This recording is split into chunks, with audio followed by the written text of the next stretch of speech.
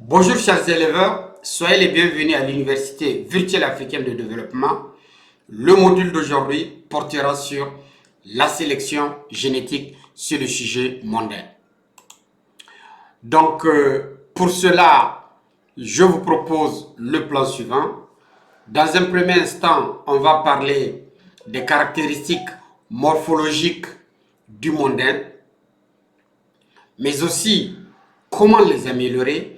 Et enfin, on va parler des différentes techniques de sélection, à savoir la méthode de sélection massale et la méthode de transfert d'un gène d'un donneur à un receveur.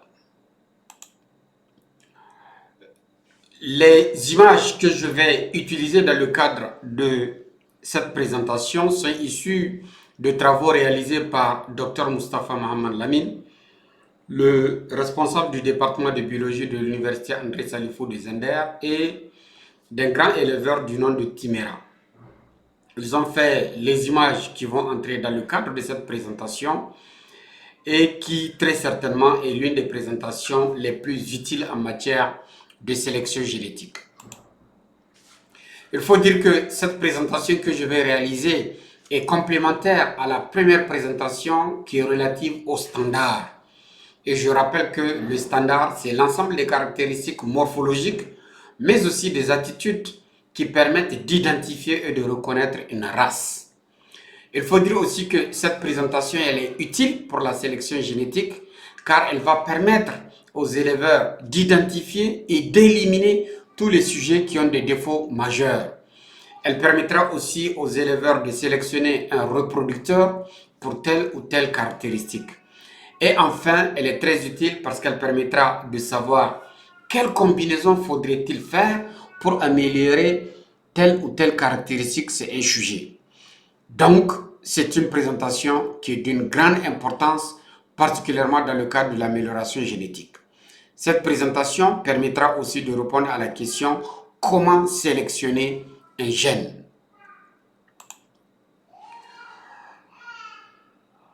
Donc, nous avons utilisé le schéma présentant la conformation générale du mondain. On a montré ces différentes mensurations et maintenant nous allons essayer de critiquer l'ensemble de ces mensurations afin que les éleveurs comprennent les défauts, c'est un sujet, mais aussi comment éliminer les sujets qui ont ces défauts ou bien comment croiser un sujet qui a tel défaut par rapport à un autre sujet afin de pouvoir corriger ce défaut. La première mensuration, c'est la hauteur H. La hauteur H, elle est matérialisée par cette couleur bleue verticale allant du dos du sujet au pied du sujet. Cette hauteur, elle doit avoir une longueur acceptable. À défaut, nous aurons un sujet qui est plat.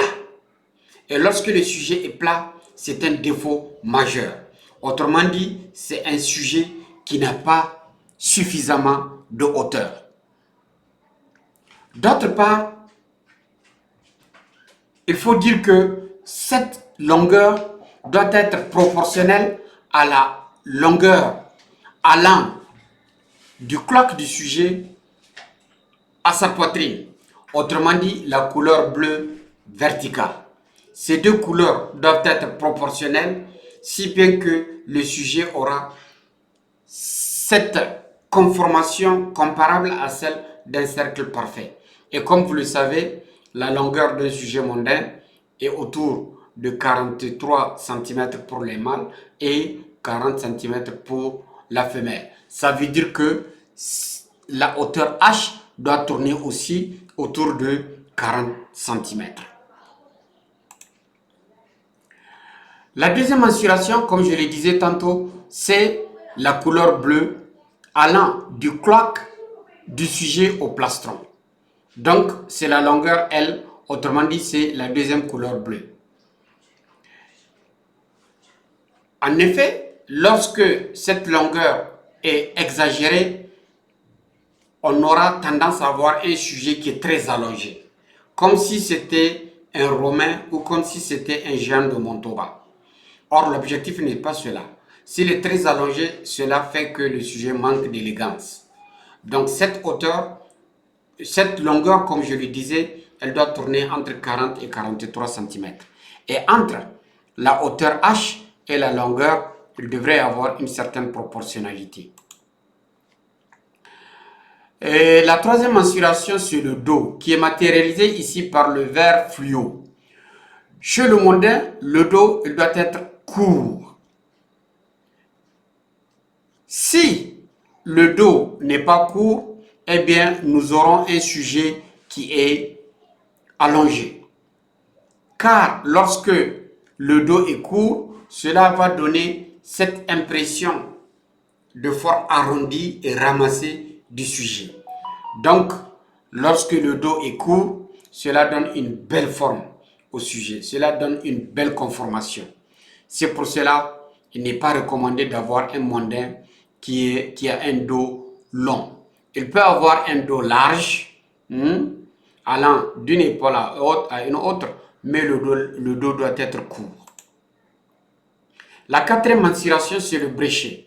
Et le bréchet, c'est cet os qui se trouve entre les muscles pectoraux. Comme je le disais hier, donc il y a le pectoral superficiel, le pectoral moyen et le pectoral profond.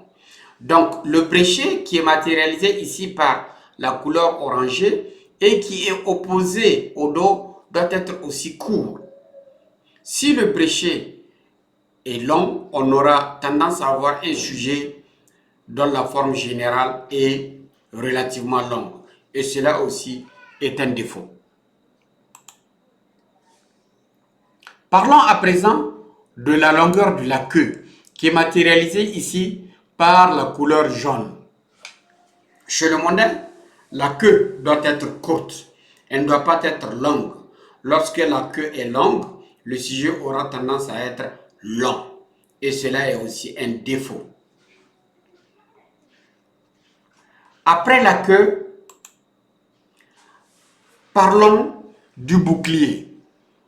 Le bouclier, c'est ce cercle matérialisé en noir qui épouse la forme de l'aile. Et bien le bouclier symbolise la rondeur du sujet. Il ne doit être ni tombant. S'il est tombant, on dit que le sujet fait cric. Il ne doit pas non plus être pointé vers l'horizon, vers la verticale. Il doit avoir une position qui est légèrement décalée de l'horizontale. En plus, le bouclier doit être rond. Ensuite, parlons de l'encolure. L'encolure est matérialisée par la couleur rouge. L'encolure, c'est le cou. Le cou ne doit pas être ni trop long, ni très court. Mieux, le cou doit être très large à sa base et mince ou effilé au niveau de l'insertion au niveau du cou. Lorsque le cou est trop mince, sur toute sa longueur, il a tendance à se comporter comme un balancier. Dans ce cas, c'est un défaut majeur. Parlons à présent de la méthode de sélection d'un gène. Lorsque nous faisons un élevage, supposons que nous élevons des mondains et que nous voulons avoir, par exemple, des sujets qui sont entièrement blancs. Autrement dit, des blancs récessifs. Eh bien, il y a deux méthodes de sélection qui sont traditionnellement utilisées. Un, la méthode de la sélection massale et deux, la méthode de sélection d'un gène par croisement, autrement dit la méthode de transfert d'un gène d'un donneur à un receveur. Parlons à présent de la sélection massale. La sélection massale d'un sujet, la sélection massale est la sélection d'un sujet sur la base d'une de ses caractéristiques phénotypiques comme la couleur blanche, ou bien le poids, ou la conformation. Elle consiste à reproduire les sujets et à éliminer tous ceux qui n'ont pas la caractéristique recherchée. Donc, comme je vous le disais, supposons qu'il y a un éleveur et qui n'aime que le blanc. Eh bien, il va se mettre à reproduire les sujets et tous les sujets qui vont sortir et qui n'ont pas la couleur blanche, il va les éliminer. Donc, ça veut dire il se met à sélectionner essentiellement les sujets porteurs du gène blanc récessif. Donc, à la longue, il va éliminer tous ceux qui sont porteurs d'autres gènes pour avoir une population qui est morphologiquement homogène. Donc, in fine, on obtient des sujets qui sont tous homozygotes de couleur blanche. S'il s'agit de la conformation ou du poids à la longue, on aura des sujets tous conformes. C'est exactement ce qui se passe chez nous avec les peuls bororo, où vous pouvez les trouver avec un cheptel de plus de 500 sujets qui sont tous bicolores, noirs et blancs, ou tous bicolores, blancs et bruns, ou bien ce sont des bovins qui sont tous bringés. En effet, il faut ce qu'on appelle une sélection massale. Au fur et à mesure de leur reproduction, tout sujet qui n'a pas la même caractéristique que celle souhaitée ou recherchée, le sujet est éliminé. Et à la longue, on se retrouve avec une population qui est relativement homogène au niveau de la morphologie et avec une moindre diversité génétique. La deuxième méthode, c'est la méthode de sélection d'un gène par croisement. Ce procédé est celui du transfert d'un gène d'un sujet donneur à un autre sujet receveur. Pour cela, on procède par les étapes suivantes. La première étape, c'est d'identifier le gène à transférer. Vous allez choisir quel est le gène que j'aimerais transférer. Par exemple, ces derniers temps, beaucoup d'éleveurs veulent transférer le gène toy-stencil du lynx chez le mondain et faire en sorte d'obtenir un sujet avec des manteaux et portant le gène toy-stencil 1 ou toy-stencil 2 ou toy-stencil 3. La deuxième étape, c'est de caractériser votre gène. Autrement dit, il faut savoir ce gène, est-ce que c'est un gène dominant, est-ce que c'est un gène récessif, est-ce que c'est un gène autosomal, ou bien c'est un gène qui est porté par les chromosomes sexuels, autrement dit, un gène gonosomique. La troisième étape, c'est d'essayer de trouver dans les sujets importeurs, autrement dit, un sujet portant le gène que vous voulez. Par exemple, on utilise beaucoup le lynx parce que le lynx est porteur du gène toy-stencil. Après cela, on va se mettre à réfléchir pour essayer d'identifier la meilleure combinaison permettant d'identifier ou d'atteindre votre résultat autant pour moi. Autrement dit, est-ce que vous allez choisir un mâle porteur du gène et le croiser avec une femelle receveuse? Ou bien, il est préférable de choisir une femelle qui va donner le gène au niveau d'un mâle receveur. Et en fonction de la caractéristique de votre gène, qu'il soit transmis par le sexe ou qu'il soit transmis par les cellules somatiques, vous aurez cette information. Ensuite, l'étape suivante, faites le bon croisement. À titre d'exemple, est-ce que vous allez choisir un mâle lynx avec une femelle mondain, ou bien vous allez préférer choisir une femelle lynx avec un mâle mondain. Après cela, une fois que le gène est transmis au niveau de votre donneur, vous allez poursuivre votre croisement jusqu'à la fixation de votre gène au sein de la population. Cela peut prendre relativement du temps. Et ainsi, vous aurez créé une nouvelle race à laquelle vous allez donner un nom.